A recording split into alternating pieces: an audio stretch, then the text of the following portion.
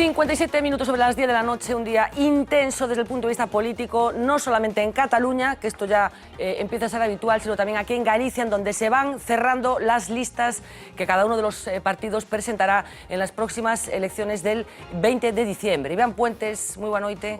Pablo Arangüena, muy buenas noches. Xosé Luis Barreiro, muy buena noite. Miguel Anxo Bastos, buena noite. Domingo San Pedro, buena noite. Bueno, una confirmación que ya era en realidad un secreto a voces, la de Xosé Manuel Beiras, después de meses, casi semanas, desde luego, mareando con la posibilidad de que Beiras fuera el número 1 de la lista por Coruña de En Marea, que es así como se llama finalmente esa candidatura. Hoy el histórico líder nacionalista ha dicho esto. A visión cesarista da política, o el César o nada, e en vez de César pon o nome de outra persona, é o paso previo á política caudillista. Entón o Beiras podría facer unha aportación complementaria, pero só se é complementaria, se converte nun pivote, se dice a ver se encabeza, a ver se nos centella, me muero de risa. Bueno, entre outras cousas dixo esto Beiras, dixo efectivamente que non era o momento de participar nesa candidatura. Yo non sei se creéis que é sorpresa, Domingos, o finalmente bueno, pues pone fin a una serie de rumores de las últimas semanas. Bueno, vamos a ver, tal como estaba, nos vímoslo aquí mismo neste programa, que o propio Beiras non descartaba que se nun contexto de unidade popular, cunha cidadanía activada, o propuxeran a él como candidato, pois dixo claramente que estaría en disposición, é dicir, o feito de que agora se quite do medio, pois ou porque esa unidade non se conseguiu, eso é evidente que non se conseguiu, e a súa candidatura, tal e como se foi levando nas últimas semanas o asunto, só casaría a súa candidatura nun contexto, nun escenario de unidade de todo o nacionalismo e a esquerda antisistema, non? Que non se produce. Bueno, vamos enseguida a entrar en detalles de lo que ha pasado en las últimas horas con esta candidatura, bueno, que ha ido para adelante y para atrás, pero Xosé Luis, busco o teu punto de vista sobre o papel que xogou Beiras nestes últimos tempos en relación con este proxecto político. Por un momentiño toume un susto, pensei que estaba falando de min, e ao mellor estaba, porque eu escribí un artículo non hai moito que se titulaba Audueiras ao Nil. Non é exactamente o mesmo concepto dele, porque o dele era unha visión personal, ou son todo ou non quero ser nada. Eu dicía unha cousa, decía, unha candidatura de unidade con Beiras é todo, e unha candidatura de unidade con Beiras, sin Beiras non é casi nada, que eu creo que é onde estamos. Eu comprendo perfectamente a súa postura desde a posición personal. Eu creo que Beiras fai moi ben personalmente non indo nesta lista, non? Pero eu creo que para a candidatura mermalle enormemente restalle enormemente as posibilidades. Por tanto, claro, habría que ver, para entendelo ben, que concepto ten el da importancia que tería neste momento ter, a través desa candidatura, máis ou menos diputados. Eu creo que aí hai unha diferencia esencial entre presentar esa candidatura con liderado a presentarla sin liderado. E o líder que teñen é Beiras. Beiras. Bueno, vamos a conocer los detalles de esta candidatura que, como sabemos, ha hecho correr ríos de tinta, que dice el tópico. Uxía Rodríguez ha estado pendiente de lo último que se sabe, aunque hay muchas cosas que todavía no se saben porque precisamente no han sido muy transparentes a la hora de comunicar. Ni siquiera sabemos exactamente qué pasó, cómo se cerró esa lista el pasado viernes a las 12 de la noche, que era cuando concluía el plazo para presentar candidaturas de coaliciones a las próximas elecciones generales. Uxía Rodríguez, adelante. Pues apenas unos minutos antes de las 12 de la noche se cerró esa candidatura el pasado viernes, porque lo que está claro es que lo de En Marea es todo un juego de equilibrio de poderes. Anova, Esquerda Unida y Podemos protagonizan una candidatura en la que la balanza parece ser la clave. Llama la atención, como decíamos, el secretismo con el que se ha llevado y se sigue llevando todo, porque aunque parezca increíble, aún a estas alturas el acuerdo no se ha hecho público. Hasta hay distintas versiones de los papeles que conocemos tan solo por filtraciones, pero vamos a comenzar por lo que sabemos, porque seguro que muchos no tienen del todo claro a quién votarán si eligen esta candidatura. Pues bien, a los 3 partidos que la componen se suma finalmente la plataforma Encontró por unha Marea, también las candidaturas de Compostela Aberta, Marea Atlántica y Ferrol en Común. Del carro se bajaron Equo y Cerna. Lugo Novo ha dicho que da libertad de voto a sus militantes. Espazo Ecosocialista dice que la apoyará, pero no entrará en sus estructuras. Pero si las adhesiones y no adhesiones traen cola, ni se imaginan el lío para repartirse los puestos. Podemos encabezará la lista de la provincia de A Coruña. Como ellos ya han celebrado primarias, sabemos que lo hará Toné Gómez Reino. Esquerda Unida se hará con el puesto número 2, para el que sigue sonando el nombre de Manuel Lago. ¿Qué pasa si consiguen un tercer escaño? Pues que sería rotatorio. Los 2 primeros años para el tercero de la lista de Anova y los 2 segundos para el cuarto de Esquerda Unida. Anova liderará la de Pontevedra. Suena el nombre de Sandra Pesqueira. Y la formación de Pablo Iglesias se quedará con la segunda posición, que es para Ángela Rodríguez. Aquí también podrían turnarse. Primera mitad de legislatura para Anova y segunda para Podemos. En Lugo, primer puesto para Anova y segundo para Esquerda Unida, rotatorio. Si logran hacerse con un grupo propio en el Congreso, la portavocía sería también por turnos. Primero para Anova, primer portavoz adjunto para Podemos y segundo portavoz para Esquerda Unida. La secretaría será para Podemos. Por si fuera poco, también hay otra variable. Si no consiguen 3 escaños, si alguna formación se queda fuera, el acuerdo garantiza una rotación para que todas tengan representación. Pero todo este lío es solo para conformar la lista consensuada entre esos 3 partidos. Una lista que tendrá que ser refrendada en ese proceso de primarias anunciado, cuyo formato todavía no está claro, pero que sin duda, al hacerse a modo de lista plancha, ganará la presentada por Anova, Esquerda Unida y Podemos. O que queremos é cargos ou estar nos postos? Non. O que queremos é que Galicia estea representada no Congreso dos Deputados nun momento da historia moi relevante deste Estado, non? Que probablemente arranquemos un proceso constituinte. Seña como seña, vai haber remuda constitucional, non? E Galicia terá moito que dicir aí. E, dende logo, eu creo que xustamente se se fala de rotación de postos e demais, creo que é algo moi saudable e maravilloso. O outro é que casi que nos peleemos polos escanos, e xusto o que se pretendeu nesta ocasión é non facer iso. Y si hay lío con el reparto de puestos, casi el mismo lío hay con el nombre. Que si un nombre solo En Marea para la campaña, que si otro formato En Marea con el logo de Podemos o En Marea con el logo del resto de formaciones para las papeletas. Y es que ni siquiera ellos parecen aclararse. Vai ser un nome común que é aceptado por todo o mundo, donde non apareza a prioridade de ninguna forza política. En Galicia el logo y el nombre de Podemos estará en el nombre y en la papeleta también. Lo cierto es que un poquito mareados sí que nos tienen. Bueno, pues enseguida vamos a conocer el resto de las listas, pero me quedo, Iván, con esa declaración que explicitaba Yolanda Díaz después de que Uxer nos contara de una forma tan evidente cómo se están repartiendo estas candidaturas. Dicen que no les importan los cargos y que no ha habido pelea por los escaños. Yo no sé si te lo crees. Non, a ver, eu creo que en política a sinceridade ás veces está pouco valorada, pero creo que é bastante importante e que os cidadáns agradecen, non?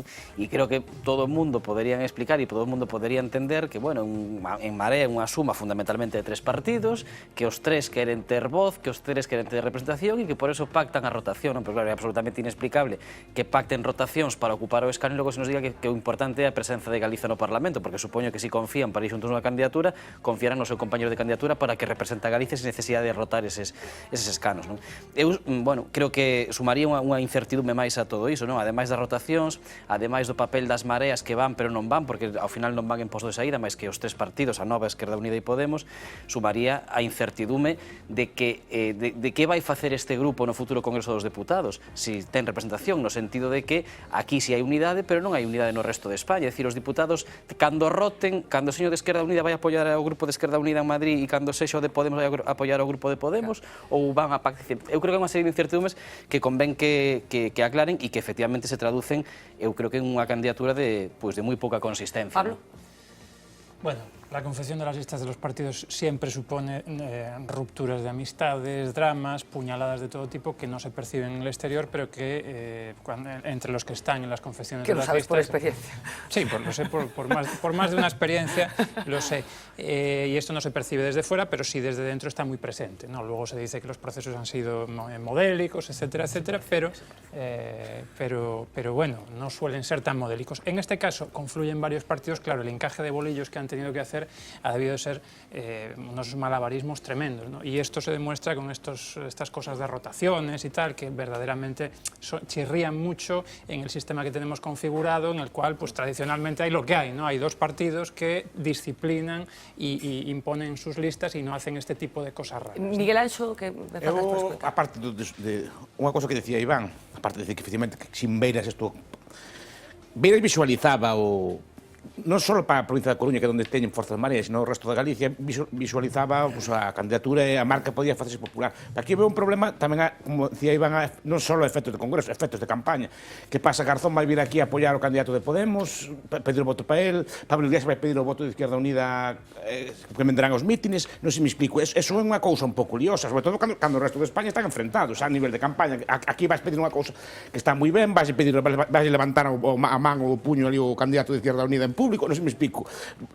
Queda un pouco así chafalleiro, non? Como decimos na miña zona. E non esquezamos que todo isto empezou coas teorías do poder que fluía de abaixo para arriba e os Bueno, desto siguen falando, escoitamos enseguida este domingo Xosé Luis, unha cousa nada máis, finalmente parece ser que Beiras efectivamente non vai ir nesas listas. Había un detalle menor tamén que se publicou nas páxinas da Voz estes días, no caso de que finalmente Beiras tivera decidido incorporarse a esas listas, tería que abandonar o seu escano no Parlamento Galego.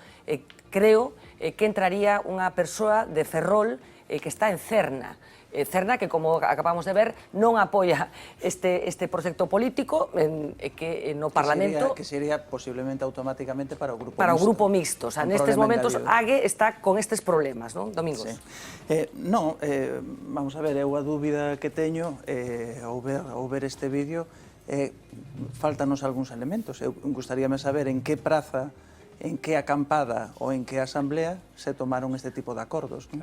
É dicir, o que vexo aquí é unha traición absoluta a todo o espírito do 15M que din enarbolar pois todo este tipo de forzas políticas, non? É dicir, eu penso que a moita desa xente, non? Que do chamado movimento do 15M ou que din representar ese movimento que, bueno, o mellor en Galicia de forma distintiva se sustentou un pouquiño sobre o desmembramento tamén do BNG, non? E incluso, bueno, pois sobre algunhas forzas un pouco máis residuais, algunhas sindicais, foise asentando sobre eso o movimento 15M e eso foi dando lugar, capitalizouse desa maneira o grupo parlamentario da Ague, é dicir, iniciouse un método de traballo como decía Pablo, de abaixo ou Iván, de abaixo cara arriba, que aquí perdeuse completamente, é dicir, faltan os elementos. Eso da rotación é que non entendo. Galicia está igualmente representada no Congreso por un número... No Parlamento Europeo ensayaron este sistema, non? Sí, pero non é porque é por estar representado unha forza política, non? É dicir, porque son coalicións, entón para que este representado do mesmo xeito, pois unha forza política e outra que son de ámbitos distintos, pois si fan esa rotación. Ora, quero dicir, o importante é que Galicia este representada, eu supoño que estará representada cun número 3 de Anova ou cun número 3 de Esquerda Unida. É dicir, o feito de que intenten rotar... O feito de que intenten rotar é unha evidencia, Xosé Luis, de que os partidos finalmente son os que importan, non os... Partidos e malas persoas. Non solo... Non quero dicir non as asambleas, que era un pouco o discurso. Toda esta retórica de decir... os cargos non importan, os escanos tampouco... Isto é un debate de ideas, non é certa, entre outras cosas, porque o ciudadano, cando se pregunta a quen vota, se pregunta por personas y dice, Mariano Rajoy no es mi candidato, no dice las ideas del PP, que las he analizado y tal, no, porque todo eso está, darse por entendido, que cada un está colocado máis ou menos desde unha posición moi dilatada no tempo, e en cambio as personas son o elemento diferencial que con moita frecuencia dentro dun pequeno, dentro do último tramo de como se chama isto, de decisión, é importante. Vexamos o que fai Podemos neste momento, que anda buscando nombres e títulos para meter nas listas. Por qué? Porque sabe perfectísimamente que non hai outra maneira de chegar a xente que enseñando os equipos e tal. E os partidos son os elementos a través dos cuales se discuten eses procesos e se fan os equilibrios oportunos. Claro, pero eso mesmo de Podemos tamén é contradictorio co que eles, o discurso que meteron na opinión pública cando chegaron, que era, nos imos decidir o que diga xente. A ver, por eso con moita frecuencia, os que fixemos vida de partidos, que temos algunha experiencia, tamén limos algo, sempre decimos que todo eso non é máis que unha retórica que se rompe o día que empeza o poder. O día que empeza o poder, toda esa retórica pérdese e hai que empezar a decidir as outras cousas. E, por tanto, acábanse acaban xenerando unha burbulla que despois teñen que pinchar e producelles, sin lugar a dudas, un grande quebranto, non? Eu quería contar unha cousa que se decía antes así, entón, sempre cando empezamos a facer política fai ahora 35 anos, pois sempre se contaban así anécdotas tal. Iba un francés a Inglaterra a uns negocios e tal, entonces levábano a unha cena que era un club destos aristocráticos ingleses. Ele entraba cando xa estaban cenando, entonces veía que todo o mundo falaba baixiño, estaban manexando a pala do pescado con unha precisión extraordinaria e tal, bueno. Entonces, el preguntou ao anfitrión, dixo, e isto é sempre así? E dixo outro, no, unha vez cada 4 anos, que é o día que se cerran as listas do Partido Conservador, tiran os platos á cabeza, as espiñas da merluza polo traxe e tal, pero salen daqui todos feitos uns pitos, e ao día seguinte, cando xa están cerradas as listas, volven a recuperar o normal. Isto é exactamente, bueno, había outras frases, a máis conocida de que hai enemigos e compañeros de partido, efectivamente. Miguel, decías algo? Normales, mortales, había enemigos normales, enemigos mortales e compañeros de partido. Señor Domiciano, non. En relación ao que dicía San Pedro, eso da rotación, sí, pero rotación, o que acabas de comentar da Cerna, esta cousa así, a experiencia no Parlamento Galego que esa rotación non funciona, ao final generou conflitos enormes, que si ahora roto, pero non me dá a gana de rotar, además, con legitimidade. Non me dá a gana de rotar. Non me dá a gana de rotar. Se romperon as coalicións. Non, se romperon coalicións, efectivamente. Ahora non está, Podemos e Izquierda Unida se levan mal, en Madrid non me dá a gana de rotar. Entón, como queda... Bueno, vamos a continuar, porque efectivamente vamos a tener ocasión de cómo está cada una de esas candidaturas, nombres que se van sabiendo, fichajes de última hora, corrimientos en las listas, personas que van a desaparecer de instituciones para aparecer en otras, pero de momento nos vamos a Nos Candidatura Galega, porque otra de las novedades de estas elecciones generales es que no va a estar la papeleta del Bloque Nacionalista Galego. Uxía Rodríguez nos va a contar cómo están las cosas en la formación nacionalista, que como decíamos se va a llamar Nos Candidatura Galega. Adelante. Pues efectivamente, Fernanda, teníamos a En Marea por un lado, la de Izquierda Unida, Podemos y Anova, y a Nos Candidatura Galega por el otro. La candidatura impulsada por la otra plataforma de confluencia, Iniciativa pola Unión. Para empezar, por aclararnos, ese es el nombre de la candidatura del BNG, al que se suman otras organizaciones de menor peso como Coalición Galega, Partido Galeguista, el Partido Comunista y la Federación Obreira Galega. Aquí no hubo tanto problema con las siglas ni con el nombre. En cuanto a los candidatos, se eligieron en primarias este mismo domingo, aunque también es cierto que lucha solo hubo por A Coruña, ya que en las otras provincias no había más que una sola opción. Finalmente, ¿qué pasó? Pues que Carlos Callón liderará la papeleta por A Coruña. Se impuso en esas primarias a la exdiputada del BNG, Tereixa Novo. En Lugo, la número 1 será Olaya Rodil, en Ourense, Noa Presas y en Pontevedra, Carme Adán. En la ciudad de Lérez, el alcalde Miguel Anxo Fernández Lores será el número 2, aunque ya ha asegurado que su presencia será solo simbólica. Listas las de esta candidatura para el Congreso y el Senado, formadas en su gran mayoría por personas que tienen o han tenido cargos en el BNG. Y para el portavoz nacional del bloque, esta candidatura, la suya, es la verdaderamente gallega. Así calienta el ambiente de camino al 20D, cargando contra En Marea. E nomeadamente vai estar presente tamén esa candidatura fundamentalmente vencellada a Podemos, a estrategia de Podemos e para engrosar o grupo parlamentar de Podemos, tal como queda reflexado nos acordos que xa se fixeron públicos e que se expresan lóxicamente tamén no logo e anagrama da propia candidatura, do que vai ir na papeleta, que é o que realmente define o carácter desa outra candidatura. Todos aqueles que queremos unha candidatura en clave de país, en clave nacional, plural, representativa das aspiracións da maioría social deste país, para defender Galiza con uñas e dentes no Congreso dos Deputados, para defender o estatus de nación de Galicia, para defender o dereito a decidir, para combatir as políticas neoliberais, vai ter unha papeleta que se chama Nos Candidatura Galega, que vai permitir representar esos valores e esas aspiracións.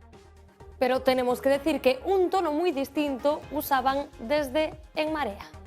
Esa candidatura non vai ser o noso inimigo, é dicir que temos claro que o inimigo está enfrente de nós, chamase réxime, chamase Partido Popular, chamase corrupción, chamase mafia e, dende logo, os compañeiros e compañeiras que van na outra candidatura van a ter o noso respeto e, ademais, aproveito para decirles que lles desexo moitísima sorte.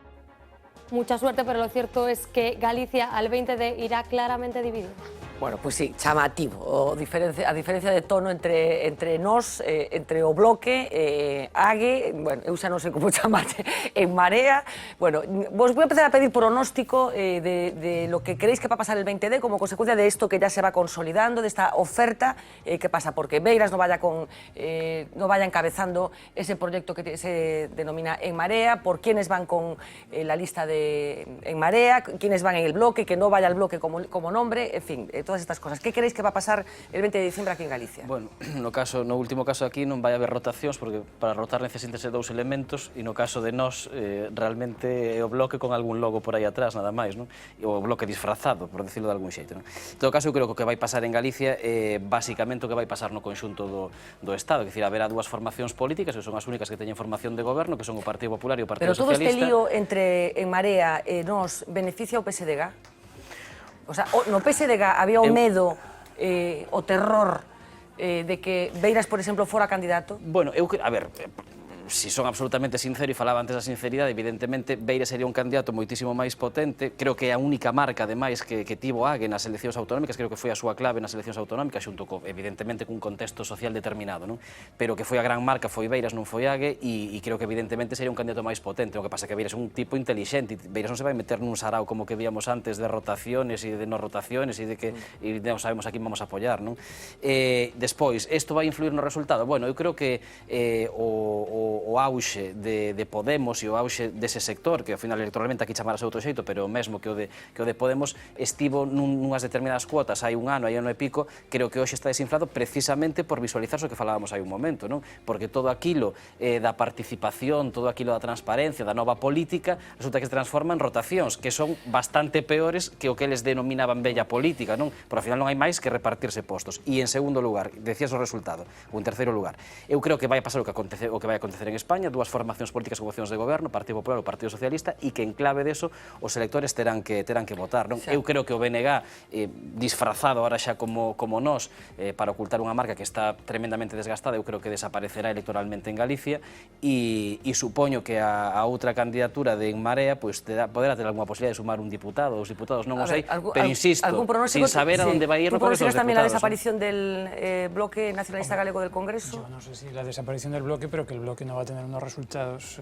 buenos, sí que lo pronostico claramente. Es decir, quien puede tener algún resultado que en cierto modo desborde alguna previsión puede ser la candidatura nucleada en torno a la Marea, a pesar de que no vaya Beiras, que estoy de acuerdo en que es un activo muy importante, ¿no? Pero la Marea tuvo unos resultados en las municipales. Ciertamente es un tipo de electorado muy concreto, en las municipales, las grandes ciudades donde tuvo esos resultados las Mareas, pero bueno, tienen, digamos, una trayectoria ascendente, mientras que el Bloque tiene una trayectoria muy complicada. Ascendente. ¿Tú crees que van a mejorar los resultados? No, yo no creo que vayan a revalidar los grandes resultados que tuvieron en Coruña, señaladamente, Ferrol, Coruña y Santiago, en esas tres ciudades de Galicia. No creo que se vaya a extrapolar a nivel autonómico. ¿Tú no crees que en Santiago vayan a ser la fuerza más votada, por ejemplo?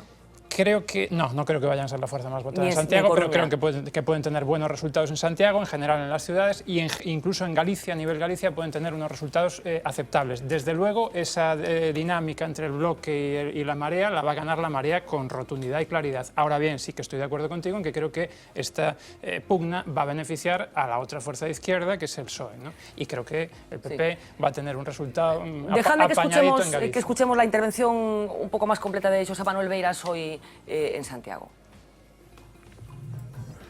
Porque me abonda con ter feito un enorme esforzo para que hubiese unha sola candidatura unitaria e con que eso se frustrase non precisamente pola miña vontade, senón todo o contrario. Recurriuse a min hasta a última hora. Incluso se me autorizou. Pero non me importa. Entón, o primeiro que preguntarse por que non hai unha candidatura unitaria. Pero o resto é problema de cada quen, eu non vou entrar en regueifas. A ver si dunha puñetera vez todas as candidaturas que haxa que realmente esteñan da esta banda, da banda dos cidadáns, polo menos se coordinan para traballar conxuntamente. Bueno, mesmo se me utilizou, recoñece José Manuel Beiras, non sabemos exactamente a que parte se refire. A ver, hai unha cousa que debía estar na memoria, porque é moi próxima, do elector galego, é que o Bloque logrou durante un tempo unha posición hexemónica en todo o nacionalismo de izquierdas. Unha cousa que parecía imposible fai 25 anos é que despois quedouse con todo, donde había incluso partidos que tradicionalmente eran máis conservadores como Coalición Galega, non? Todo iso desfíxose porque as estrategias da unificación das forzas non son as mesmas que despois as persoas desenvolven na súa política. E cando ti levas a unha unidade electoral que está forzada polas circunstancias de miseria na que se desenvolven, tanto económicas para competir as campañas como baixas expectativas de voto, etc. Eso é o único alimento de todas este tipo de políticas. Despois, o que sacan, volves outra vez a fragmentar, porque entre sí non fan o que acaba de decir Beiras, que é, de unha puñetera vez, me parece que dixo, crear un partido unificado. A ver, tampouco hai tanta diferencia entre eles como para non poder crear un partido. E se non o fan é porque xustamente o único debate que hai é o debate das persoas e o debate dos matices. Entre outras cousas, un galego debe de estar absolutamente extraordinario cando partidos como, ou agrupacións como Cerna, etc., din que ou a unidade luguesa ou tal, din eu deixo libertad aos meus militantes, e nadie sabe quenes son, nin teñen media dúcia de votos entre todos xuntos. Por tanto, nada de nada, non? Pero que pronosticaste que vai acontecer? A ver, eu creo que o PSOE sale beneficiado desta situación, e dentro de o que é o PSOE corría grave risco de ser a terceira forza política de Galicia se houbera unha sola candidatura, e eu creo que non corre ningún risco nese sentido. E, en segundo lugar, que dentro da loita que queda entre as dúas candidaturas, digamos que hai unha que está montada na ola do cambio en España e hai outra que non está montada en nada. Esa ola xa non está como estaba. Non está como estaba e, por tanto, non ten a capacidade de reproducir. Ti crees que vai ser a forza máis votada en Coruña e en Santiago, por exemplo? Non, ni con moito. Vai quedar lonxísimo do PP e lonxísimo do PSOE, non ten nada que ver. Eso xa pasaba sempre, Sí, bueno, efectivamente, os resultados das municipais non teñen nada que ver. En Pontevedra gaña a lista máis votada e Lores, e nas xerais a lista máis votada o Partido Popular. Ganaba as eleccións en Santiago con maioría absoluta ou case absoluta, e o Partido Popular multiplicaba por 3 ou por 4 nas Acontece en eleccións Pontevedra, que hai esa migración do bloque ao Partido Popular que parece máis hai unha cousa que é este sentido de confusión, de imposibilidade de entender nada do que din, nin do que queren. Collamos un exemplo do discurso que acaba de facer Vence, non? El di, facemos unha candidatura en clave de país. E a continuación, cando dá o seguinte paso, di: imos a loitar contra as políticas neoliberales. Neste país hai moita xente neoliberal, verdad? E, por tanto, non podes facer unha política en clave de país e ser neoliberal, porque as políticas fanse en clave ideolóxica, en clave económica, non se fan en clave de país. Ninguén vota por un país, vótase por izquierda ou por dereita, vótase por unha cultura neoliberal ou por unha cultura social. E non é posible outra cousa. E, por tanto, cando chega un tío e che di, vou facer unha candidatura en clave de país... Bueno, pero clave de país está Cataluña tamén, que están en Junts pel Sí, que están aí todos xuntos, non? No. Están todos xuntos, xa se ve, verdad? Claro, porque eso non existe. Cando chega a CUP, y es la dueña del proceso, dice, tiro el proceso abajo para imponer la revolución, y lo tira, y ya está. Bueno, y eso pasa siempre. Decías neoliberales, incluso paleoliberales, como se confiesa. Déjame un momentito, porque quería escribir el siguiente párrafo de lo que ayer sucedía en Santiago de Compostela, hablando de candidaturas, de minorías de gobierno, como es la que tiene Compostela Berta en Santiago de Compostela. Saben que ayer Martiño Noriega se enfadó mucho después de que en el Pleno no consiguiera sacar adelante no solo no consiguiera sacar adelante su propuesta de subir el impuesto de bienes inmuebles, sino que finalmente se aprobara la propuesta del Partido Socialista, del PSDG, que precisamente quería lo contrario, que se bajara el IBI. Hoy era el día de hacer reflexión sobre el particular y se dijeron cosas como estas. Aventuraba dificultades cuando asumió el gobierno en minoría y ayer sufrió su primer gran revés. PP y PSOE se unían para tirar abajo la pretensión del gobierno de subir el IBI. Porque lo que ustedes están haciendo aquí es una moción de censura encubierta por la vía fiscal. El enfado continuaba hoy buscando justificaciones al acuerdo entre populares y socialistas. Eso resultame absolutamente incomprensible. O que fomos foi coherentes e consecuentes. O propio Partido Popular nas últimas 48 horas actuou como un virachaquetas. Eu non viro a chaqueta nin cambio de opinión. Entón, non sei, eu sei que un fin de semana dá para moito, incluso dá para que se inicien historias de amor. O alcalde, volvo a repetir, que ten un verbo florido. Tensión en un concello donde ya se habla de un antes y un después, con una oposición unida para señalar al gobierno de Noriega como culpable por su arrogancia y falta de diálogo. O diálogo é unha condición necesaria, non é suficiente nun goberno que está en minoría. É que non sei como se pode pechar un acordo antes se non hai vontade polas partes de chegar a un acordo. O que hai que facer é falar, escoitar, porque falando só non se consigue moito. E ata o mesmo domingo tivemos conversas con Agustín Hernández. Non falei con ninguén de Compostela Aberta en ningún momento deste proceso. Home, é que xa é o colmo. Cero. Cero es cero. La pregunta es si el acuerdo entre PP y PSOE continuará. Bueno, vexo unha tentación de explicitar que existe unha maioría alternativa. Que queren decir? Que se nós facemos unha proposta e vota o Partido Popular a favor desa proposta porque nós non mudamos o voto, temos que retirala para que non a vote o Partido Popular? Aquí non hai pinza, nin hai nada. Aquí o que hai é unha aritmética parlamentaria. Un alcalde que está nos titulares de 140 caracteres e unha oposición que está traballando polos seus veciños. Pero entón gobernen vos. É dicir, se creen que existe esa maioría natural na cidade, gobernen vos. Les dará la oportunidad ligando los presupuestos a una moción de confianza. Bueno, creo que é altamente probable. Es su órdago especialmente dirigido al PSOE para que respalde al gobierno actual o abra la puerta al PP. Miguel Anxo. A respecto do que estaban falando das eleccións, a ver, bueno, estamos falando, vamos, metimos este argumento porque ten que ver, bueno, claro, con que ao final o PSOE tendrá que anteriores. mollarse e apoiar a moción ou non. Ao final o Breto vai no ter o PSOE, nese caso de Santiago. Con respecto ás eleccións, ti pensas... Respecto ás eleccións, vamos a ver, nas provincias interiores, que son as maioritarias, 3-1, 3 PP e un PSOE, precisamente porque máis ou menos así a ollo, porque aí son fáciles de calcular, porque precisamente é todo dividido, toda a esquerda, e ao final que beneficia o PSOE, e o PP vai ter 3. Nas outras é máis complexo, porque vai entrar Ciudadanos. Vai entrar Ciudadanos nas dúas. Pois será polos grandes candidatos que nos, precisamente, aí a marca, xoga coa marca. Non os necesita.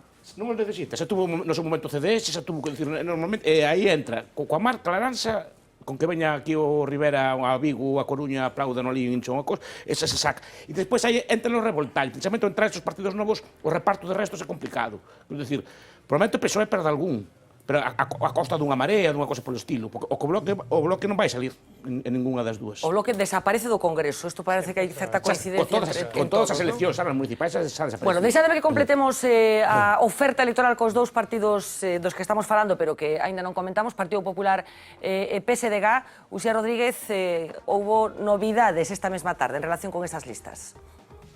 Pues no sin lío ha confirmado en Galicia las listas para las generales el PSDG, por el que comenzamos, y es que a Besteiro le sobran los frentes con problemas. Sus descartes, los de Ferraz, crearon un auténtico lío interno en A Coruña, Ferrol y también en Ourense, sobre todo en Ourense, el escándalo más visible. Allí, recordemos, Laura Seara y Teresa Taboada, del bando pachista, iban a ser las número 1 en las listas del Congreso y el Senado. Fueron las más votadas por los militantes, pero en el último momento las sustituyeron por otros candidatos más del bando de Besteiro y de Sánchez.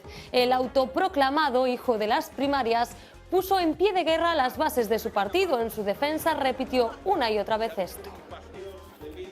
Creo que hai un matiz de mal entendemento do proceso de confección das candidaturas. Non? Como saben vostedes, non é un proceso de primarias a elección de candidaturas no Congreso e no Senado. Non? Por tanto, ten a súa evolución, froito das suxerencias que podan facer os militantes, das decisións claras e certeras que podan tomar as organizacións provinciais que elevan as executivas, neste caso galega, e a definitiva proposta que se aproba no Comité Federal. Finalmente, las principales cabezas de cartel han quedado así. La secretaria de organización del PSDG, Pilar Cancela, lidera la lista socialista al Congreso en A Coruña. Como número 2 le sigue el profesor Ricardo García Mira en Ourense. Tras el escándalo será la inspectora de trabajo, Rocío de Frutos, en lugar de Laura Seara. En Pontevedra, bajo el mando de Abel Caballero, será Dolores Galobart. Abel Osada es número 1 para el Senado, y en Lugo, la tierra del secretario general, Margarita Pérez Herray. Lo cierto es que hablábamos de los líos de En Marea, pero el PSDG no se ha quedado atrás. Por último, vamos a echar un vistazo a las listas del Partido Popular, que se han cerrado esta misma noche, aunque aquí en Galicia ya conocíamos los cabezas de cartel. Entre ellos encontramos dos rostros ya veteranos en estas lides. La número 1 por Pontevedra, la ministra de Fomento Ana Pastor, que repite por cuarta vez consecutiva, y Joaquín García Díez, número 1 por Lugo, lo lleva siendo desde las generales del 2008. Mientras hay dos incorporaciones nuevas, el exconcejal del Concello de A Coruña, Miguel Lorenzo, que se estrena en este puesto de salida. Le ocurre lo mismo a Miguel Ángel Viso, técnico de la Consellería de Medio Rural, una persona cercana a José Manuel Baltar.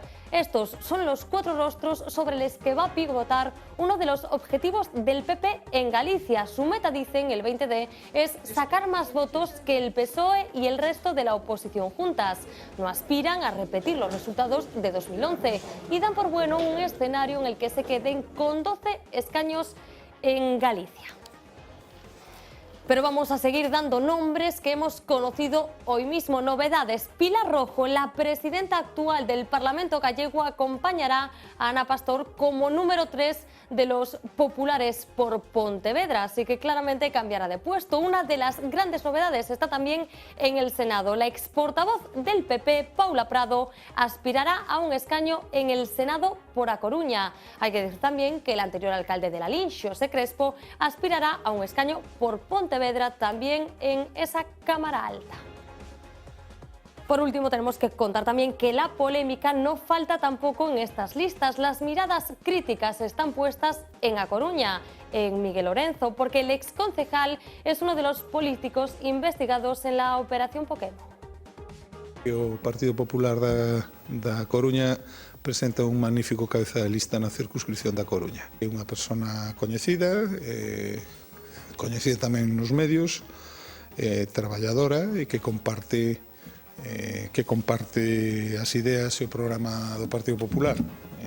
Por lo tanto, calquera outra circunstancia que acompañe a súa personalidade que eu descoñezo e que probablemente non estea confirmada por algún tipo de resolución judicial, pois evidentemente non a tomo en consideración. Bueno, nos ha quedado claro en este repaso que en todas las casas se cuecen habas. Bueno, pues muchas novedades, Graciña Susia, las que hemos sabido en las últimas horas en torno a la conformación de esas listas, y una noticia que se va a producir con carácter inmediato. El Parlamento galego va a cambiar de presidente.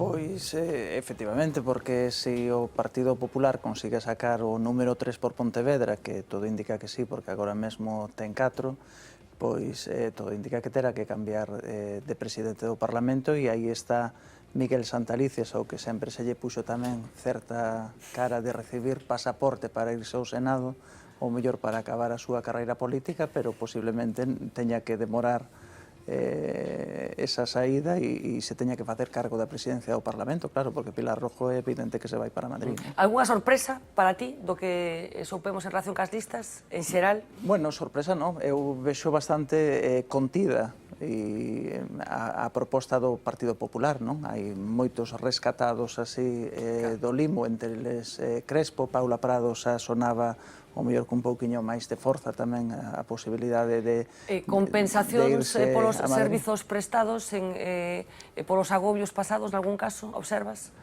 Bueno, recordemos que Paula Prado foi unha das investigadas. Sí, Paula Prado, vamos a ver, é unha forma de darlle un pulo, é dicir, de 4 senadores que se elixen pola provincia da Coruña, tenlle que vir moi mal dadas ao Partido Popular para non ter 3, é dicir, que a regla do Senado é así, por tanto, ten unha posición moi cómoda para salir elexida.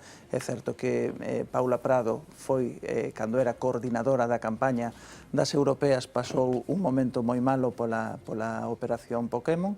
O partido estuvo ao lado dela, ás veces ou mellor non co calor que ela esperaba, pero sí é unha forma de compensar pois todo eso. Ao fin e ao cabo non hai que esquecer tampouco que era a número 3 do partido, era a portavoz do partido, non? Pois bueno, pois sí é unha especie de darlle unha gratificación polos servicios prestados y mandala para Madrid. Bueno, pues las cosas, como ven, van estando muy claras de cara a esas elecciones del 20 de diciembre, unas elecciones que, por cierto, estuvieron absolutamente presentes en el tono del pleno que hoy celebró el Parlamento, en el que se aprobó la Ley de Transparencia. Última parada en el programa de esta noche antes de abrir la puerta a Cataluña.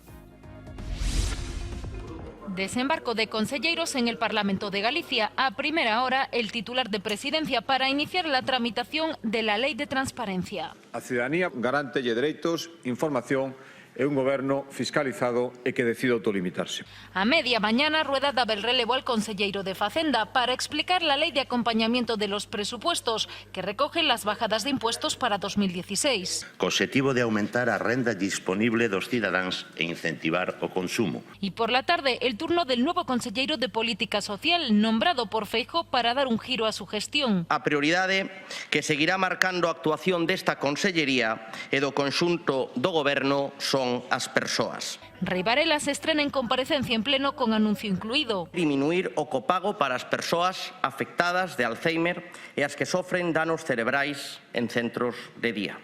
Las grandes medidas de la Xunta llegan al debate en la Cámara de Representantes en plena precampaña. Non só dun cambio de actitudes, senón de establecer medidas legais concretas. É posible porque saímos da recesión. Chegan aquí exhaustos de corrupción, de tramas, de púnicas, de gürtels. O cambio de goberno é pura cosmética. Minten e venden propaganda. Vostedes están aproveitando este debate para seguir facendo publireportaxes cos orzamentos. Entre tanta tensión, queda hueco para el entendimiento. PP-PSOE negociarán la ley de transparencia en el trámite parlamentario. Este grupo non vai a obstaculizar a toma en consideración do proxecto de lei. Hoy Feijóo, sin pisar el hemiciclo, ha marcado la agenda con sus 3 conselleiros. Mañana, miércoles, será el día de la oposición. O seu partido faga dimitir a un señor que utiliza o seu cargo público para obter favores sexuais dunha muller. Baltar evitó responder a la denuncia contra él el pasado jueves en la Comisión de Presupuestos.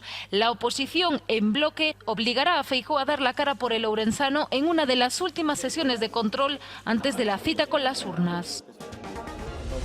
Bueno, enseguida marchamos a Cataluña, pero efectivamente, faltaba pronóstico de Domingos que che pido que sexa casi telegráfico, seguro que eres quen. No, vamos a ver, o Partido Popular vai a baixar, é evidente, porque eles mesmos o recoñecen e posiblemente esa baixada se vai a producir nas dúas provincias occidentais, na Coruña e en Pontevedra, e digamos, a nova forza, a nova coalición en Marea, os pronósticos que eles mesmos manexan son de ter como moito 3 diputados. De feito, a partir deses...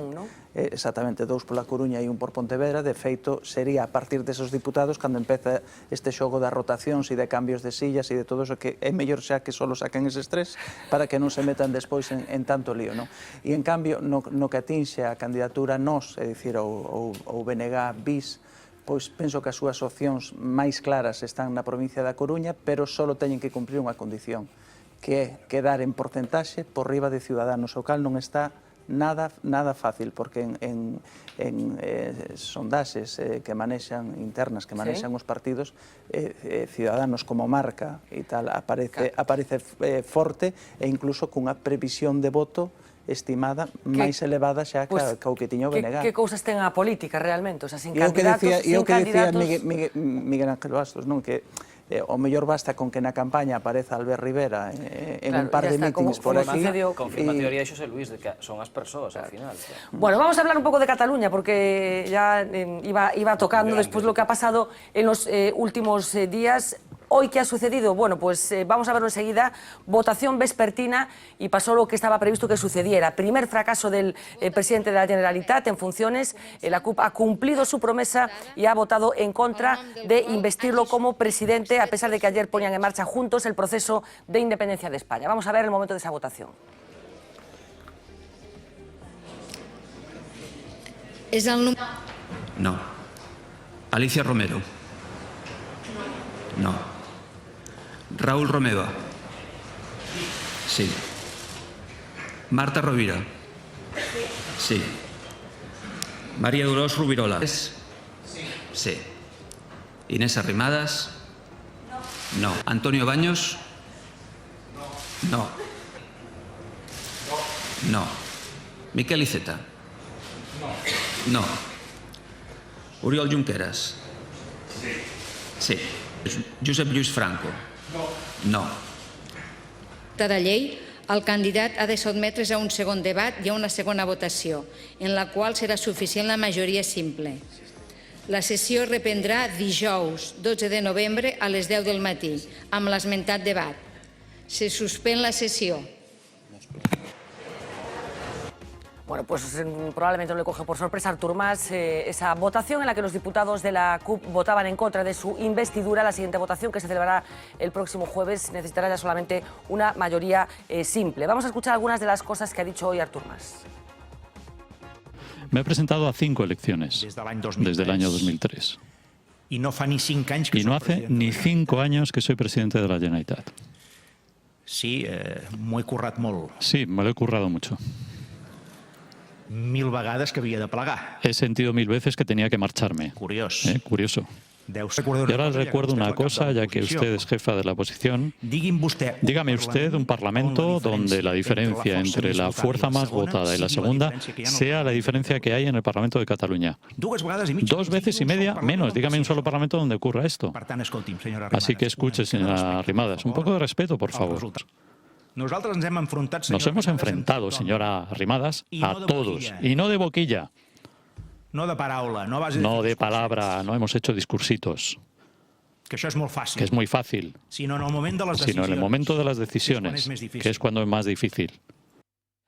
Bueno, parte de ese discurso de Artur Mas, en este caso solamente dedicado a Arrimadas de Ciutadans, pero también la CUP habló y dijo cosas como estas. I el nostre vot, ja ho havíem dit, és que votarem no a la candidatura.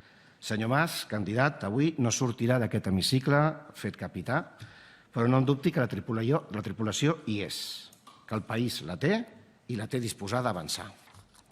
I per això votem no al candidat, amb l'esperança i potser la certesa que aconseguirem un govern que posi en sintonia les diferències i que no aposti per la monotonia. Volem, insisteixo una vegada més, un govern fort, ja republicà, que entomi sobretot els reptes del rescat social, la vena a la ferida, com diem nosaltres, que tothom sap que són molt de metàfores. El procés no s'encalla, perquè ningú el pot encallar.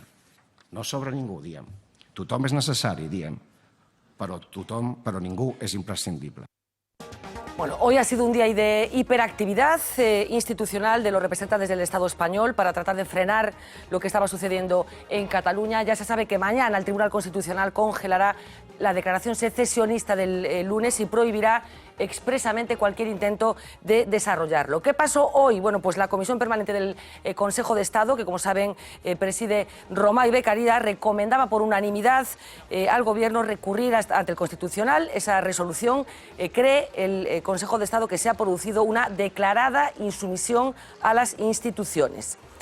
¿Qué quiere decir este punto? Bueno, pues que el Gobierno quiere que los máximos dirigentes del Parlamento de Cataluña y de la Generalitat tengan muy claro desde el minuto 1 que cualquier intento de desobedecer la suspensión de la moción que mañana acordará el Constitucional va a tener automáticamente consecuencias personales, tanto penales como de inhabilitación temporal del cargo, ya que la resolución del Constitucional se va a comunicar directamente a un total de 21 personas.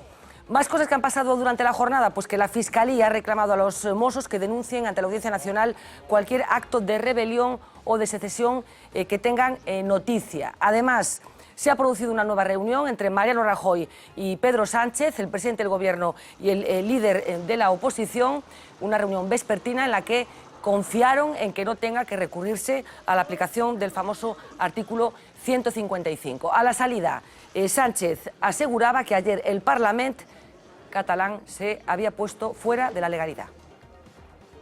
Desde el punto de vista político, para el Partido Socialista Obrero Español, la resolución que ayer se aprobó por parte de la mayoría secesionista en diputados en escaños en el Parlamento de Cataluña aspira a culminar una fractura, una triple fractura que los socialistas no vamos a aceptar. Le diré que no hay debate, que lo único que se puede hacer es cumplir con la sentencia del Tribunal Constitucional. Que los españoles hoy tienen un mensaje de confianza, de que los dos grandes partidos estamos en lo mismo y es en salvaguardar la Constitución, el orden constitucional y la legalidad democrática. Y que en consecuencia lo que hay que trasladar sobre todo a los catalanes y al conjunto de españoles es que tengan confianza, porque soy de los convencidos.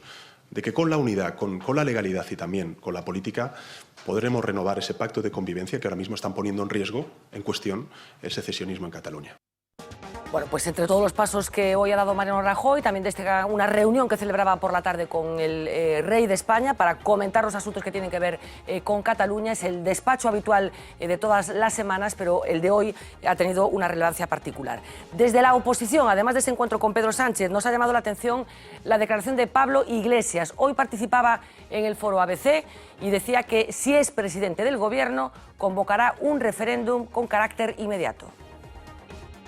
Creo que muchos catalanes y catalanas están esperando un presidente del gobierno español que escuche. Estamos completamente seguros de que en esa consulta, en ese referéndum, una enorme mayoría de catalanes diría: continuemos juntos. En democracia, la ley se tiene que subordinar a la democracia. La ley tiene que ser la expresión de la voluntad de la gente.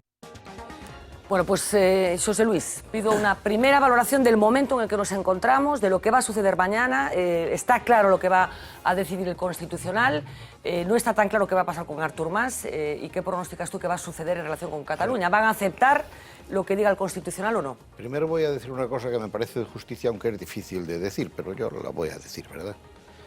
Si os dais cuenta, una parte sustancial del sistema de partidos español y de sus líderes, especialmente el PSOE, se han ido absolutamente con puntos, comas y señales al discurso de Mariano Rajoy. Hoy, además, Pedro Sánchez le añadió una cosa, dijo: no hay nada que hablar. Después de 2 años diciendo que había que hablar, ¿verdad?, ha llegado a la conclusión de que no hay nada que hablar. Claro, puso que sostiene que no hay nada que hablar ahora, llegado a este punto, claro. No, a ver, no hay nada que hablar. Vamos a ver, no hay nada que hablar mientras no se pare el asalto. Y el asalto ha empezado hace 1 año y medio o 2. Ya se viene incumpliendo la ley desde hace 1 año y medio o 2. Algo menos, bueno, Luis. Entonces, la cuestión es que primero pongamos las cosas en su sitio. Si hubiésemos empezado por aquí, seguramente no habríamos llegado nunca a donde estamos. Porque ahora estamos en una situación enormemente compleja. Y es que ahora vamos a llegar en pocos días a una precipitación de acontecimientos que nos va a poner donde nunca quisimos ir. En pocos días, y atropellando nuestras propias palabras. Entre otras cosas porque no sé por qué seguimos condenando el artículo 155, cuando en realidad probablemente en este momento tendríamos que aprovechar para hacer lo contrario, y es generar la normalidad en el uso de los mecanismos constitucionales. Es decir, no puede ser que haya un mecanismo constitucional que en un caso como estos es absolutamente imprescindible y que lo sigamos deslegitimando. Hay que legitimarlo y hay que hacerlo de uso ordinario. No es para intervenir siempre, sino que es para que se sepa que si hay que intervenir, se interviene. Hay una cosa muy problemática que va a venir ahora, y es que con advertencias del Tribunal Constitucional, con comunicaciones personales, etcétera, etcétera, van a desobedecer al Tribunal Constitucional. Por tanto, habrá que intervenir contra ellos. Y esa intervención era mucho más fácil contra el presidente de la Generalitat, que tiene competencias ejecutivas y tiene un juramento que le obliga, en términos legales, a hacer cumplir la Constitución, que contra el sistema parlamentario, que es mucho más difícil de concretar esa obligación. Desde luego no a los diputados que han votado, ya no se le puede hacer nada, ni a los que han opinado una determinada cosa, es decir, a los de la CUP no le toca para nada este asunto. Y por tanto, desde esa perspectiva, hemos dejado atrás la posibilidad de concretar absoluta y ciertamente la responsabilidad en el Ejecutivo, ya que esto es una rebelión, que no es un problema de opinión. Y ahora vamos a meter en el primer brete a la señora presidenta del Congreso, del Parlamento de Cataluña, que además viene de ser la que representa al movimiento de la calle. Y eso es un error absolutamente estrafalario. Yo apoyaré los casos que haya que hacer ahora, porque evidentemente no queda más remedio que hacerlo. Pero hay que aprender de las cosas. Y aquí volvemos otra vez al mencionado principio. Hemos ido tolerando la cuestión pensando que al final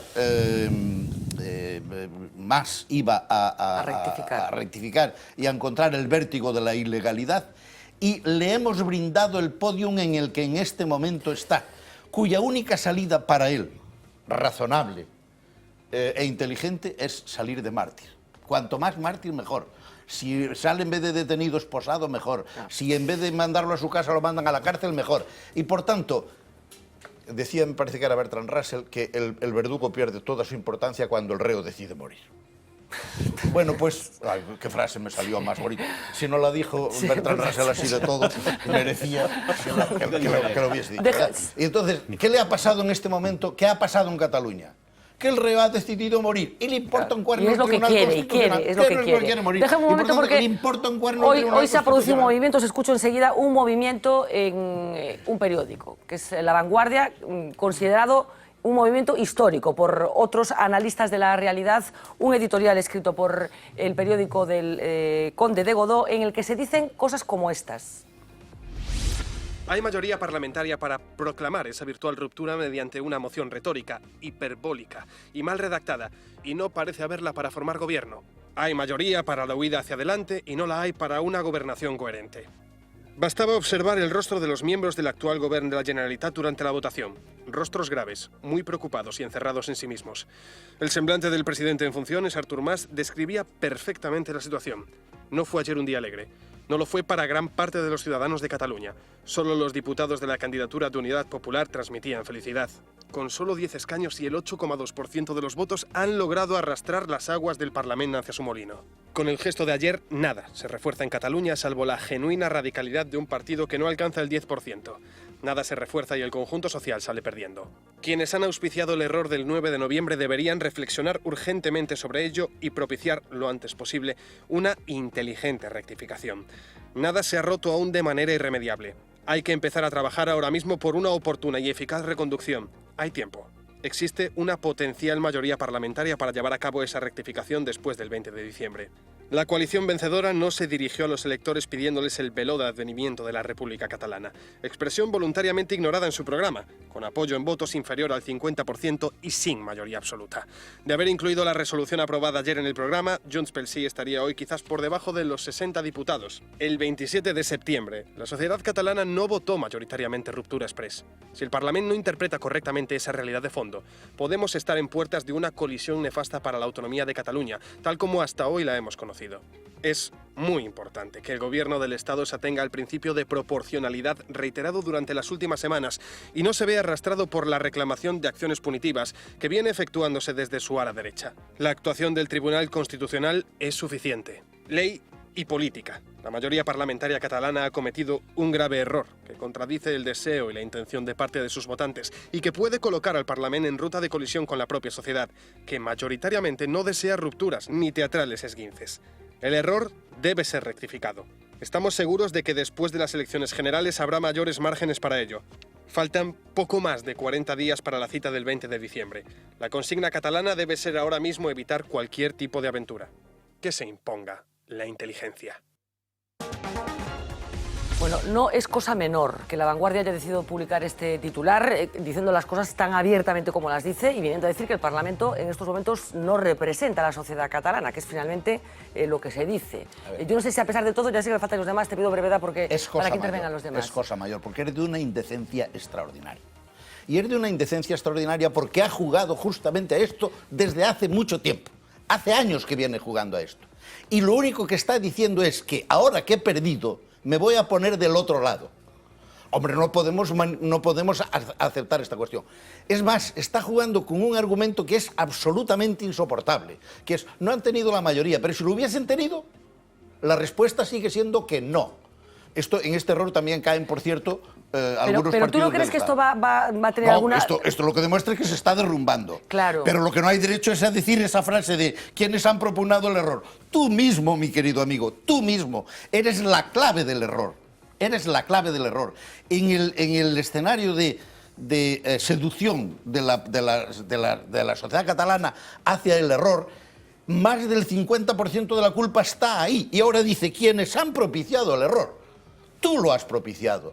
¿O es que no estaba todo el mundo escandalizado en toda España de cuál era el papel que estaba jugando La Vanguardia, que así se llama? Hombre, a mí me parece que estas cosas no se pueden pasar por alto. Es una evidencia de que las cosas... se están derrumbando, es evidente, porque hay una cosa, y con esto sí que termino, una brevedad extraordinaria. Porque aunque lograsen salidas de urgencia, de acuerdo en este momento, por ejemplo, aunque la CUP, ante el escenario de unas nuevas elecciones, acabase formando un gobierno, por ejemplo, con Romeva y tal, todo eso es evidente que ahora está entrando en otra tarea distinta, que es lo que decíamos antes con el proyecto de país. Ahora han pasado del proyecto de país a darse cuenta de que lo que hay en este momento dentro del modelo independentista hay un choque ideológico de extraordinaria magnitud y por tanto no hay ninguna posibilidad más que volver atrás. Pero todo esto se va a hacer con grandísimo conflicto y dejando sembrado el futuro de minas, y se va a hacer porque intelectuales, periódicos, etcétera, obispos, ¿verdad?, han colaborado. Por cierto, el obispo de Solsona debería de cogerlo Podemos, que es lo que le falta, ¿verdad? Ya tiene un militar y ya tiene un constitucionalista de prestigio. Os pido punto de vista, no sé si coincidís en el análisis que hace José Luis del giro de La Vanguardia, que efectivamente tiene una fecha concreta. Esto se produce en las últimas semanas a través... El día que pierden. A través de su subdirector, de Enrique Juliana, que empieza a contar cosas diferentes de lo que venía diciendo La Vanguardia en las fases previas. A ver, el cambio de banda de La Vanguardia evidentemente es criticable, ¿no? Pero sí creo que tiene una importancia, ¿no? La importancia es la esperanza, cierta esperanza que introduce de que un tema que yo siempre he dicho que tiene muy mal pronóstico, pues pueda acabar teniendo algún tipo de encauzamiento, ¿no? Lo que está diciendo es muy claro, lo está diciendo en términos muy claros, ¿no? Es un editorial duro contra todo lo que se está montando allí. Yo no sé lo que va a pasar en Cataluña, lo que sé es que es un tema, es un sistema muy complejo que depende de muchos factores, ¿no? Va a depender de la reacción judicial a lo que hagan, pero también de lo que hagan, ¿no? Que todavía no está claro qué es lo que van a hacer. La reacción judicial, por cierto, hay un mecanismo relativamente novedoso que se introdujo en la reforma de la Ley Orgánica del Tribunal Constitucional, solo, ¿no? Sí, que es un tema que no se utiliza mucho en España, pero suele ser muy eficaz, que son las multas coercitivas, es decir, sin necesidad de meter a nadie en la cárcel, pues coges al incumplidor de turno y le empiezas a meter multas que a los españoles y en general a cualquier ciudadano de la tierra le suele estimular bastante. Porque la gente se aclare, la decisión del Constitucional, el Constitucional va a tomar mañana una decisión que todos sabemos o podemos imaginar cuál va a ser. ¿Qué va a pasar una vez que se produce esa decisión? Si se llevan a cabo actos de incumplimiento de esa decisión, habrá que ver lo que dice la decisión. ¿Y qué significa esto de incumplimiento de la decisión? Porque la votación es del pasado lunes. El problema Tampoco se especifica cuál es el siguiente paso en esa votación. Yo lo que creo es que se van a desarrollar... La hoja de ruta soberanista es una primera declaración institucional que ha sido la de ayer, y a partir de ahí actos concretos derivados de esa declaración. Pero que en cualquier caso tienen un mes de plazo. Se marcan unos plazos muy pequeños, ¿no? Pero básicamente, por lo que yo entiendo de esa declaración, son leyes, es decir, la promulgación de leyes, lo cual generaría además la paradoja de que se estarían promulgando leyes cuando no hay gobierno. Sin un ejecutivo se estarían promulgando leyes. Cada una de esas promulgaciones de leyes constituiría o podría constituir separadamente materia de otro recurso o directamente considerarse una vulneración del acuerdo constitucional. A partir de ahí, el Constitucional puede hacer pues varias cosas, pero fundamentalmente lo que digo yo, multas coercitivas o directamente dar parte a la Fiscalía o a quien sea para que inicie diligencias por desobediencia, ¿no? Que yo personalmente creo que las multas coercitivas serían muy eficaces. En todo caso, si se inician diligencias por desobediencia, nadie va a ir a la cárcel, va a ser un procedimiento muy lento, es decir, se va a dilatar ad calendas grecas el tema y, por tanto, la incidencia que vaya a tener esto en toda la opinión pública catalana, no sé cuál puede ser, pero calculo que será relativamente escasa. ¿Qué va a tener más incidencia? Los rifirrafes de cómo se trate de articular un gobierno. ¿Y eso de quién depende? Lo está diciendo La Vanguardia, de la CUP. Es decir, en este momento quien tiene la sartén por el mango es la CUP, que son unos señores, como ha escrito José Luis Barreiro, dice, básicamente su eslogan es que hay que montar un pollo, ¿no?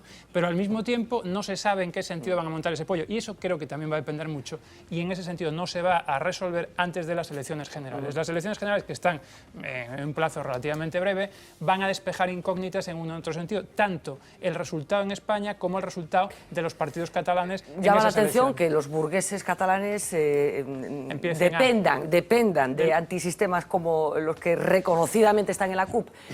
Miguel Anxo? Sí. Supostamente a declaración que había que evitar e todas estas cousas así foi onte, e onte non pasou nada. Son nada caixeros automáticos. Funciona un catalán que viaxe aos Estados Unidos ou Marrocos, ten que sacar pasaporte español, sigue igual que onte. E hai un factor que a mí me chama a atención, non hubo ninguna manifestación popular. Eu sigo todas as independencias do mundo e normalmente que se independizan, sale a Santa Rúa e foguete. Pero perdona, a declaración non pon que onte fora o día da desconexión. Inaugúrase o proceso de non foi percibido como algo festeiro. A xente foi para a súa casa a dormir, aburrida ou mirar o partido. O editorial de Vanguardia fala tamén da cara de Artur Mas, que enseguida imos lembrar. Non se ve un señor feliz por un país novo. Entón, nese aspecto, eu non estou partidario desas medidas de 155. Eso que queren, eso sí que se uniría. Eu xogaría co tempo. A mí, Mariano Rajoy, neste aspecto, me parece un maestro. Pues dilatemos, a ver el constitucional que estudie, que mire con calma e tal, porque se esfolan eles solos, estamos lo vendo, xa empezan a tal, dentro dun mes hai eleccións, e xa van separados, e desde o momento en que non expresiones, eles se pelean, porque non van a ser capaces de poñer un presidente. Entonces, normalmente xa se esfolan solos, dicir, no, hai que facer medidas, tal, eso que queren eles. Xa, quanto pagarían por levar a masa esposado? Ti pensas que as actitudes que levan protagonizando neste tempo non... Pero non é que están peleando o que dicíamos da vanguardia, eso non o vedes, que a vanguardia se empeza a separarse, xa non son capaces de ir xuntos un mes despois das eleccións, non son capaces de ir xuntos que están peleados xa, coa como non dan feito o goberno. Eso se esfolan meses, porque a mellor se vai Romeva, moitos de Ciu xa non votan a Romeva, e xa se rompe todo, deixa os que se esfolan. Os escucho enseguida, pero dejadme que hagamos un último ejercicio de observación a partir de lo que sucedía ayer en ese pleno. Es cierto lo que decía Miguel Anxo, lo que se ha comentado en las últimas horas. Parece increíble que un acto aparentemente tan simbólico para los independentistas se hubiera tramitado no solamente con frialdad y con una falta de apoyo manifiesto en la calle, ese ejercicio que ayer hacía Suco Fernández de llamar a bares que ni siquiera se habían enterado de lo que estaba pasando en el Parlamento catalán, sino con una cierta desgana por parte de Artur Mas, que no acabó de liberarse de un cierto gesto mohíno durante todo el debate de ayer. Los aplausos y los no aplausos que continuaron hoy y que forman parte de esta crónica de Sauco Fernández. El inicio de la secesión catalana se aprobó con un hemiciclo dividido. A un lado, los 72 diputados que suman Junts pel Sí y la CUP aplaudían. Del otro, los 63 restantes mostraban su rechazo en silencio. Ciudadanos y el PSC lo hacían sentados. Los del PP en pie y con banderas de España y Cataluña en sus manos. Sí que Spot también se levantó, pero fue para pedir un referéndum. Lo hizo con la letra pequeña. Gracias. Tras la sesión, Artur Mas mostraba su satisfacción con una especie de mueca. Al candidato a presidente aún le quedaba trabajo. Presentó sus credenciales mentando a la CUP, pero sus diputados hicieron oídos sordos. Incluso alguno miraba para otro lado. Y es que su número 2, Ana Gabriel, parecía mascar algo más que chicle cuando hablaba más. La CUP mostró su desaprobación desde el principio hasta el final. Cuando terminó el alegato del presidente en funciones, ninguno de sus diputados aplaudió. Un sentimiento que parecía mutuo. Proclamem avui també la nostra insubordinació democràtica. Y es que cuando le tocó el turno a Gabriel, Mas no solo no aplaudió, sino que a su paso la ignoró con la mirada. Tampoco lo hicieron los miembros del gobierno, sí lo hizo Raúl Romeva, que simboliza la izquierda de su coalición. La sesión se reanudaba hoy con un Artur Mas expectante, aunque con esta intervención de la líder de la oposición... Estamos muy cerca de tener un presidente de España que sea catalán. Mucho más cerca que de una Cataluña independiente fuera de España y fuera de la Unión Europea. Fíjese... Cambió la expectación por risa. Tanto que Arrimadas mandó parar. Pero no fue la única intervención que causó risa. El discurso del líder de Junts pel Sí también hizo reír a Rabel y al líder del PSC, Miquel Iceta. El que apenas sonrió fue Albiol. Tampoco Ana Gabriel, más pendiente el ordenador de su compañero que de las palabras de la líder de Ciudadanos. Y en estas llegó la votación. Los diputados fueron emitiendo su voto. Artur Mas recibió 1 a 1 cada no de la oposición. Primero Arrimadas. No. Antonio Baños. Luego Baños. No. Albiol. No. Miquel Iceta. Iceta. No. Josep Lluís Franco. Y Rabel. El promotor de la independencia terminó la sesión con este rostro de desolación. Bueno, enseguida os pido la opinión, vamos a hacer la última pausa publicitaria y hablar un poquito de Arriba España.